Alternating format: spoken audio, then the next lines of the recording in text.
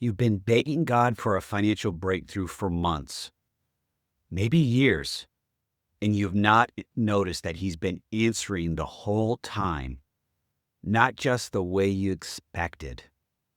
After years of doing loans for Christians, I can tell you there are three quiet signs God gives you right before He's elevating in putting money into your account. And most people miss all three of these because they are watching for the wrong thing. I'm not standing over you on this one. I'm watching these three signs show up in my own life right now, in my own storm. Every one of them is subtle. Every one of them is easy to miss if you're only looking at the number in your bank account. What I want to do today is show you the three quiet signs I see over and over from the lender seat, so you know exactly what to look for and stop dismissing what God is already doing in your life. Elevation shows up in your character before it ever shows up in your account. God prepares the vessel before He pours the blessing. The three signs are how you know the preparation is in motion. Most Christians assume the first sign of elevation is a deposit. It is not. The first signs are subtle shifts in you that you are probably have not connected to God yet. God's pattern in Scripture is consistent. Prepare the person, then release the blessing. Joseph, David, Ruth, every one of them had a season of internal change before external change. If you can see the three signs, you can stop panicking about the wait and start recognizing that you're already in it. Sign one, your old lifestyle habits stop being satisfying. Here's a subtle version. You walk through Target and put things back on the shelf that you would have grabbed 6 months ago. The car you always wanted stops looking as good on the lot as before. Restaurant meals start feeling wasteful. Doom scrolling stops giving you the dopamine hit that it used to give you. This is not you being disciplined. This is God changing your appetite. Where this is showing up in my life, I'm not chasing the Joneses. I'm not after things. I am flat out focused on using the resources that God has given me to help others. Roof over my head, bills paid, clothes on my back, food in my belly, my family healthy, safe. That's what I'm focused in on. And then everything else is just winner, winner, chicken dinner. From the lender seat, I see this a lot. Borrowers come into me. They are funneling and building their lifestyle off of their house, and they've maxed out their loan to value. They have nowhere to go. They have nowhere to turn. And the number one thing they had to do was change the internal piece of them, the spending. If you're still hungry for the same things that got you in trouble, that is a sign that preparation is not done yet. From the inside of you guys, from the inside. This is not a punishment. This is just letting you know where you're at to give you some guidance and direction, to help people in situations you used to be in.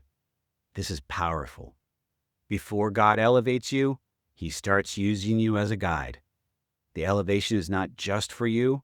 It is for the people you will serve when you get there. You find yourself sending long text messages to friends who are going through exactly what you've already survived. You take calls that do not pay you because they need to be taken. You start caring about problems you used to walk past. This is not you being generous. This is God building the platform before He puts you on it. For me, this is my Chasing Happiness podcast. This is the platform that I'm creating to help others that are in this current situation that they are and that I've experienced. I may be a little bit further down the road, but I want to share those wins. And real estate investing businesses into a ministry because God started pulling me towards the people He wants me to serve. I didn't realize that. I did not see that when this storm first started for me. I've had several borrowers that have come to me that have maxed out their lending on their homes. And the number one thing is they're overspending. They're spending more than they're making, and they've leveraged their property to where they can't pay off their debt now. That's somebody that needs my help. That is somebody that really needs to have somebody talk with them and help them through that process, because being in debt is just not a great thing. It's not a great feeling. This is part of the emotional side of me because I know that feeling of being overwhelmed with bills.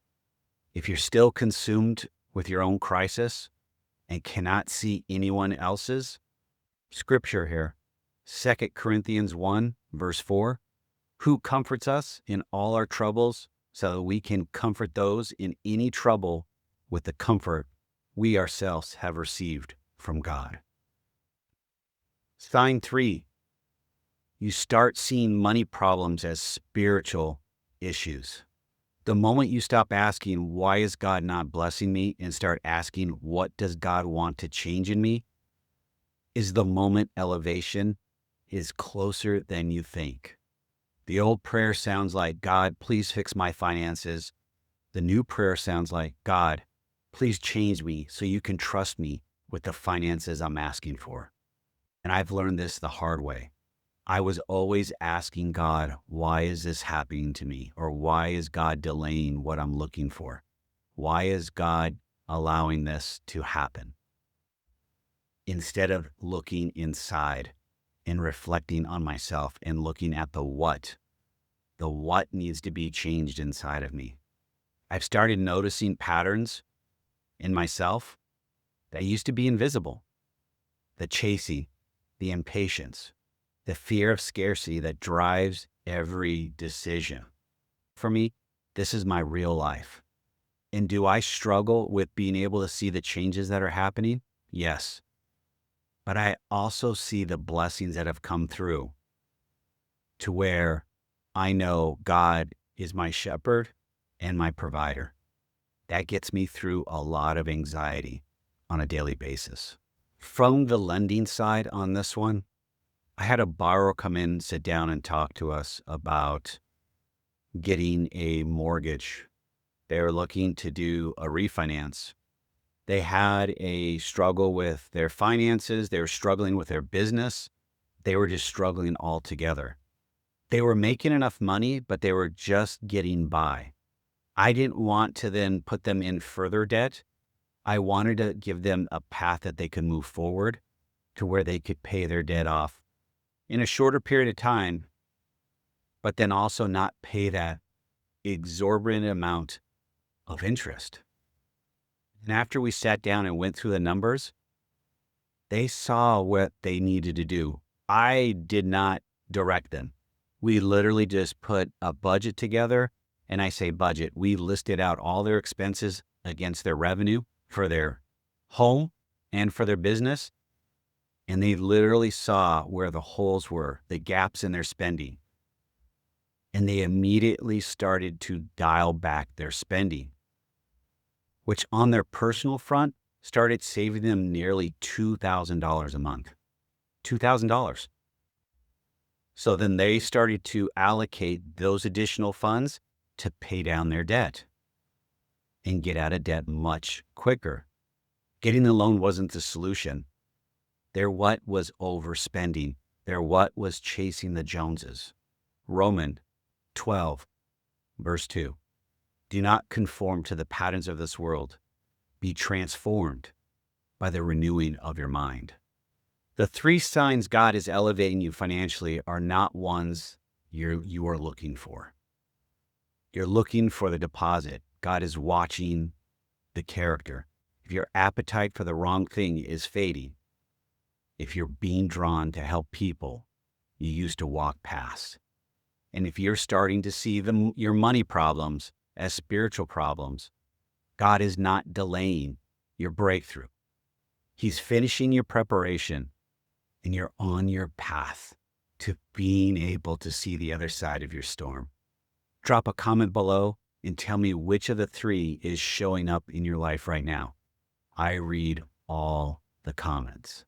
Once you see the signs that God is about to elevate you, there are three things that will block it if you keep doing them. That is the whole point of the last episode. It is right here.